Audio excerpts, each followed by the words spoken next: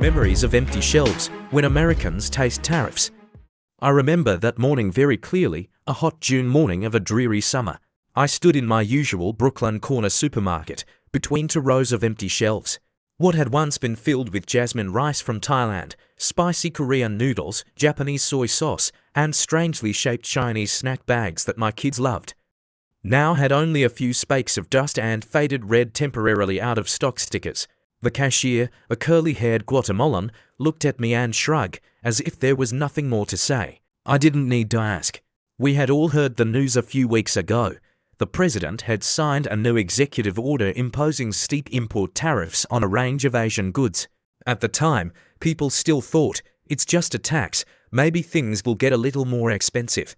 But no, things were no longer a little bit. The world of goods had changed. And so it is with us, the average American consumer. 1. The fire from the White House when the war begins. The president stepped to the podium in the Rose Garden, as solemn as a general preparing for battle. It's time for us to stand up, he said, and we can't let countries across the Pacific dictate our economy. We're going to tax high enough to bring jobs back to America. That statement divided the country. Half applauded, half fell silent. I don't care about politics. I care about the rice I eat, my kids' cough medicine, the work clothes I buy on Amazon made in Bangladesh or Vietnam. But when the new tariffs are imposed, I have to care too. From Asia the flow of goods stops. We average Americans may not know exactly where the things we use come from. But just a few weeks later, we began to understand the value of made in China, product of Thailand or Vietnam export. People call Asia the kitchen of the world. And rightly so. Rice, frozen seafood, fish sauce, instant noodles, spices, more than half come from countries where the sun rises 12 hours earlier than New York. But now, with the new tax rate of up to 30%, many American businesses are no longer interested in importing goods. Small shops in Asian neighborhoods in Queens, in Little Saigon in California, even big chains like Walmart or Costco, have started to change, replace, or reduce products. 3. Empty shelves and consumer nostalgia. I remember a scene of an old Vietnamese woman standing in front of the fish sauce counter, confused. The counter had only a few bottles left. The price was double the previous week. She looked at the barcode, sighed, then turned and walked away. I remember my daughter, who was addicted to spicy shrimp chips, crying in the supermarket for the first time because her food disappeared. And I remember that dinner, when my family made pho for the first time with all American ingredients, American beef bone broth, domestic dried rice noodles, and no cilantro. It couldn't be called pho anymore. It was just a bland, weird broth. 4. Businesses strain when prices are no longer affordable. Small business owners are starting to speak out. We can't keep holding on, a Korean grocery store owner said on local television. If I sell at the old price, I lose money. If I raise the price, customers leave. A toy wholesaler in New Jersey said that more than 80% of his goods come from China. With the new tariffs, his July shipments could cost him an entire quarter.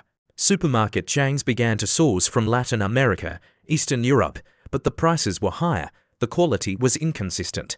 Consumers began to buy according to their budget, rather than their taste. 5. Inflation creeps in. When every penny counts. Last June, the CPI Consumer Price Index rose 0.3%. To a financial expert, that might be a normal number.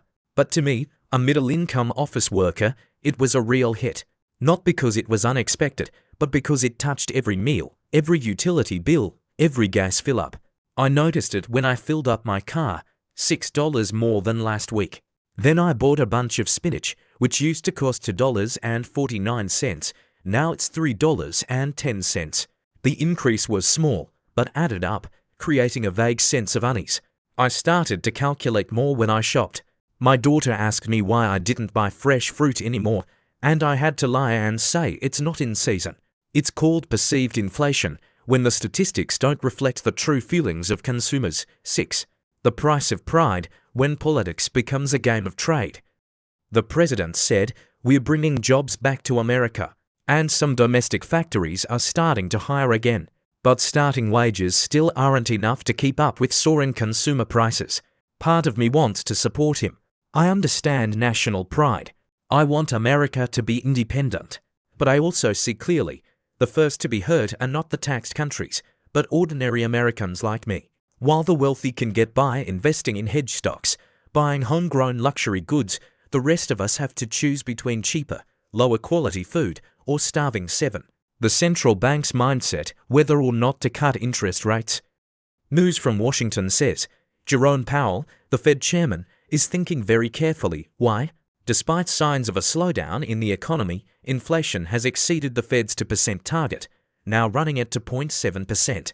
If the Fed cuts interest rates, it will make borrowing cheaper for businesses, spurring investment. But if inflation continues to rise, things will get worse. I don't work in finance, but I know the feeling. Everyone is walking a tightrope.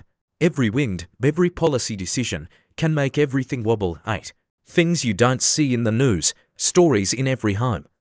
The owner of the laundry shop I often visit, a 62-year-old Filipino, said she had to temporarily stop importing industrial detergent from Malaysia. The price had increased by 40% after taxes, and she didn't have enough capital to import more. She switched to domestic detergent, but it didn't clean well, and customers started complaining.